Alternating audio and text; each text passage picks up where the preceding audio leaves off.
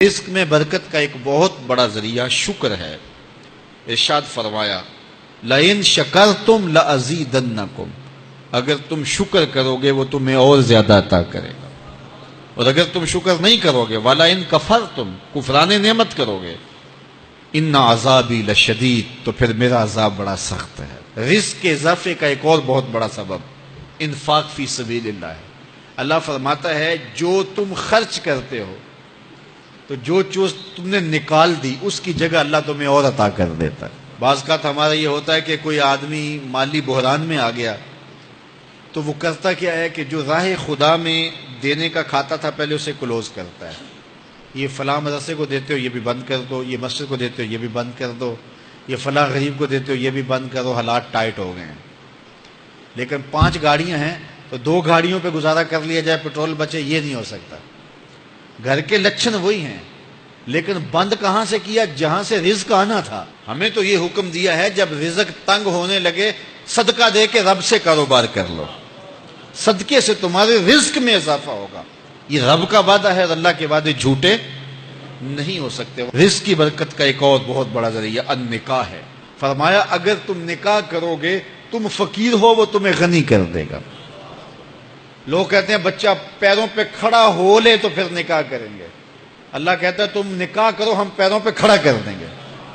ہمارا فلسفہ اپنا ہے، اس کا حکم اپنا ہے۔ وہ کہتا ہے ابھی تو یہ اپنے لیے نہیں کماتا تو جو آئے گی اس کو کہاں سے کھلائے گا؟ میاں جس نے آنا ہے اس نے اپنا رزق لے کے آنا ہے۔ تو بچوں کی شادیاں کرو، اگر وہ جوان ہو گئے رزق نصیب ہوگا۔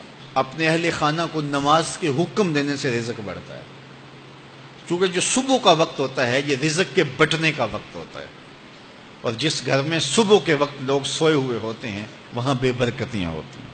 تو طلوع فجر سے لے کر کے طلوع آفتاب تک اپنی اولاد کو، بیوی کو، بچوں کو نہ سونے دیں۔ اس وقت رزق بٹنے کے لمحے ہوتے ہیں۔ کثیر دعائیں مانگیں، تلاوت کلام مجید پڑھیں، اور نماز فجر مرد حضرات مسجدوں میں جا کے باجماعت ادا کریں، اور گھروں میں جو ہے وہ بیٹیاں بہنیں مصلے بچھا لیں تو اللہ کی رحمتوں کا نزول ہوگا۔ اب ایک حدیث میں رزق کے اضافے کا ایک اور نسخہ ارشاد کیا گیا۔ میرے حضور نے فرمایا جو شخص یہ چاہتا ہے کہ اس کے رزق میں برکتیں ہوں اور اس کی عمر میں اضافہ ہو تو وہ اپنے رشتہ داروں کے ساتھ سلوک اچھا کرے۔ رشتہ داروں کے ساتھ اگر اچھا سلوک کرو گے تو پھر تمہارے رزق میں برکت ہو۔ غریب ہیں تو ان کی مدد کرو، ان کی بیٹیوں کی شادیاں اپنے ذمے لے لو اگر اللہ نے آپ کو وسعت دی ہے، ان کی پریشانیاں بانٹ لو، ان کا قرضہ ہے تو اتارنے کی کوشش کرو، ان کو مشکلات سے نکالنے کی کوشش کرو۔ تم ان کو مشکلات سے نکالو گے، اللہ تمہیں مشکلوں سے نکالے گا۔ تمہارے رزق میں بھی برکتیں ہوگی اور تمہارے مال میں بھی برکتیں ہوں گی۔ فرمایا بہتر صدقہ وہ ہے جو ناراض غریب رشتہ دار کو دیا جائے۔ اگر وہ پھنس گیا ہے، مجبور ہے، ناراض ہے، تو اس کو اگر دیں گے تمہارا نفس اس میں شامل نہیں ہوگا، تو یہ افضل صدقہ ہے جو ہر صورت میں قبول ہی قبول ہے۔ رزق کے اضافے کا ایک اور سبب الاحسان الی الضعفاء، جو کمزور لوگ ہیں ان کے ساتھ اس نے سلوک کرنا۔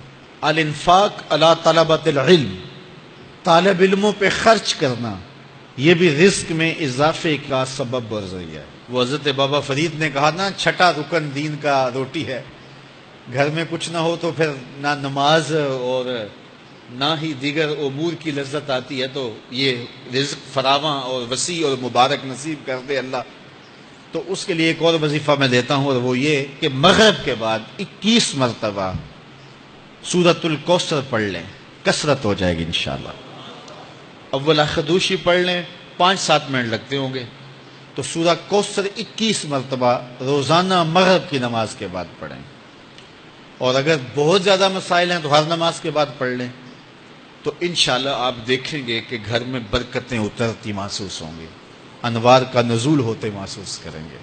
تو یہ وہ رزق کے اسباب ہیں، اگر ہم اختیار کر لیں تو ہم اللہ کی خاص رحمتوں کے حقدار ہوں گے۔ اللہ ہم سب کو رزق حلال، رزق وسیع، رزق سہل، رزق مبارک، رزق فراوان